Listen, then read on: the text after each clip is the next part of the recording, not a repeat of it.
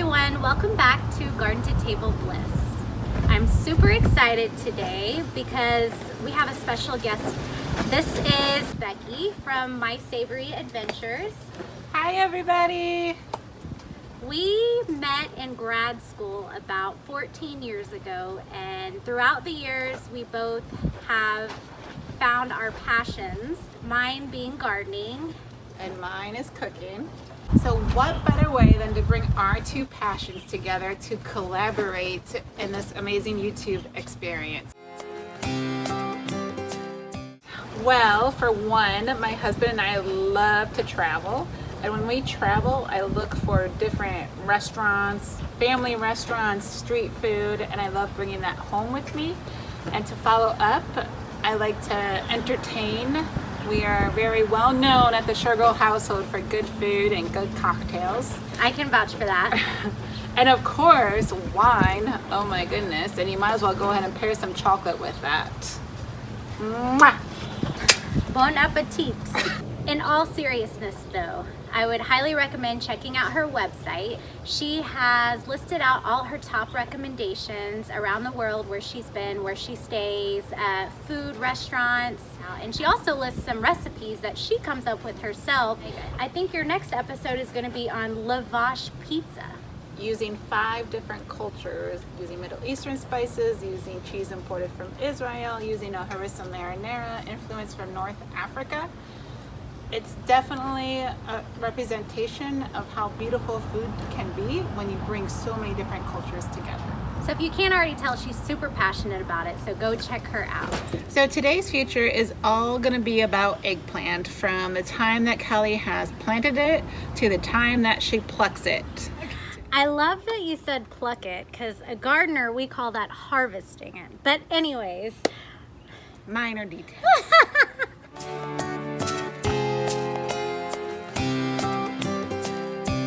Okay, so let's talk eggplant.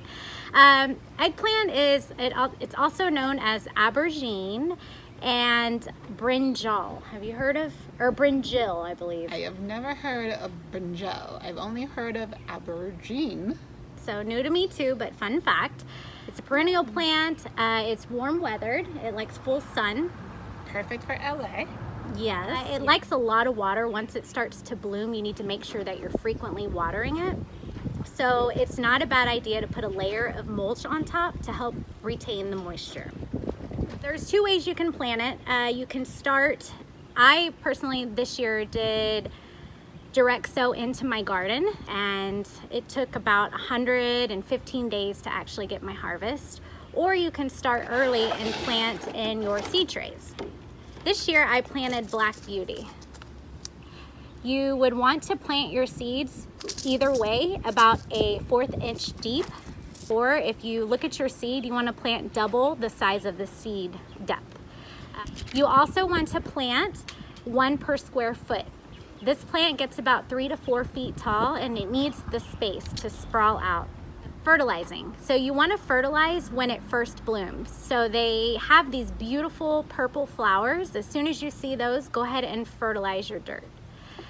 These flowers, once they're pollinated, will turn into your fruit, your produce, your vegetable. Wow, so much work goes into one little eggplant that you just pluck in the aisles of your grocery store. Who knew? But it's just incredible, isn't it, to know where your food comes from? Anything homegrown tastes exponentially better than what you buy at the store. Not only does it taste fantastic, but the health benefits are amazing. So how do you know when to pick it? How do you know when it's ready? Becky, do you know? When you go to the grocery store, how do you pick out your eggplants?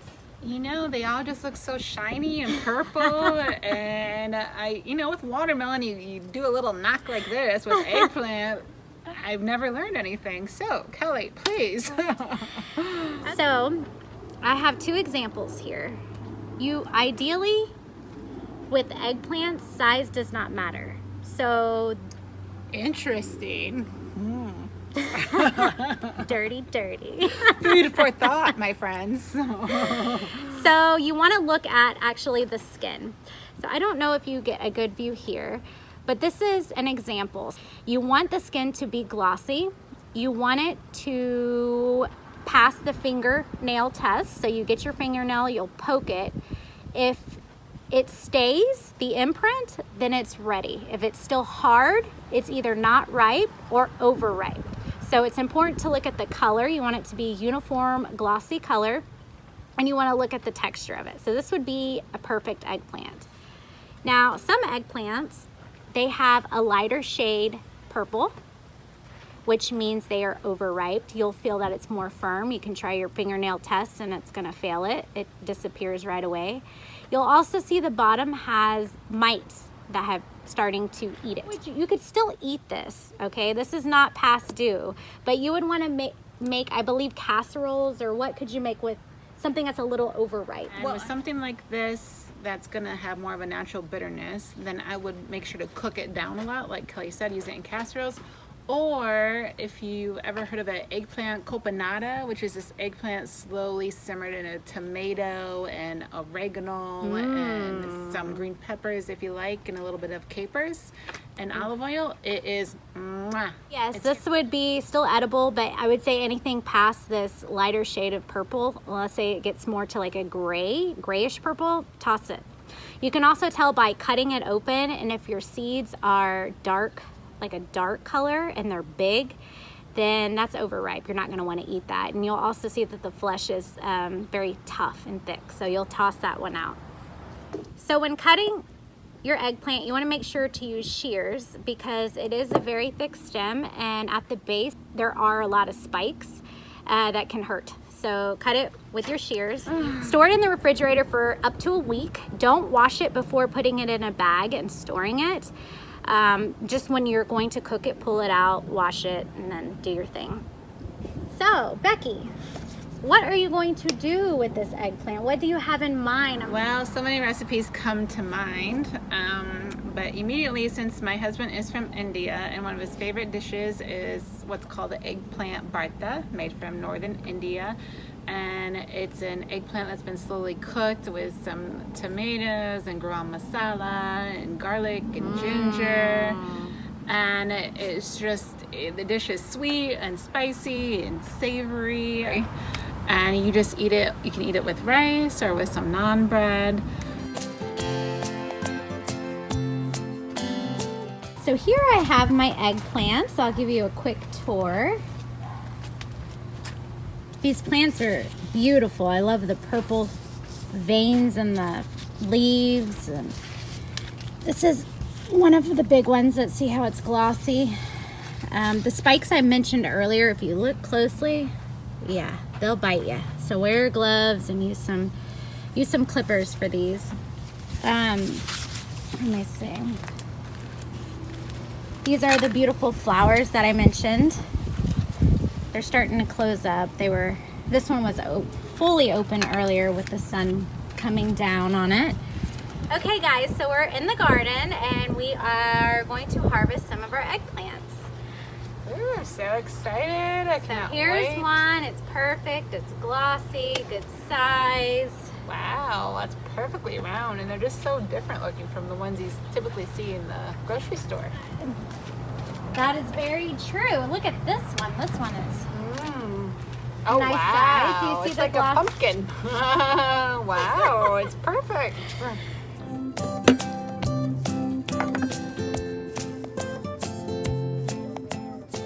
My husband is actually from Delhi, India, and we go back to India just about every year. I have seen many aunties, cousins, friends, family cook multiple Indian dishes.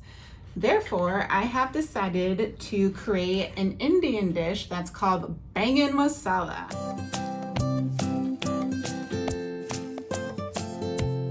Baingan in Hindi literally translates to eggplant, and masala just means a blend of spices. Before we get started though, I want to talk a little bit about Indian spices because they can be a little overwhelming and intimidating. Now, when I speak to my friends and family about making Indian food, they typically have this in their pantry. However, you will never find this in an Indian kitchen. But what you will find is what's called a spice box or a spice dabba. And basically, these are the common spices. So here you're gonna find a variation of spices, and some recipes they'll use 1 to 2. Some of these they're gonna use a majority of all of these, but that's why they call it a masala. So for our dish today, we're gonna be using a majority of these. So here in the box, you're gonna typically find chili powder, whole cumin seeds,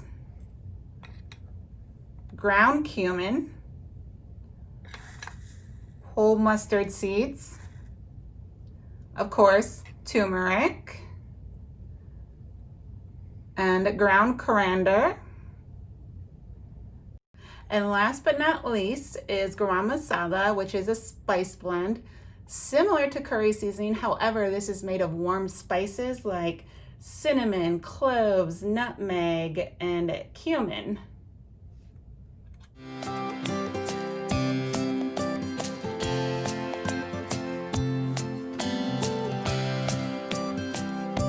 Stay tuned to see what Miss Shergill makes for us in her kitchen. And if you like this video, please subscribe and comment to My Savory Adventures and also Garden to Table Bliss.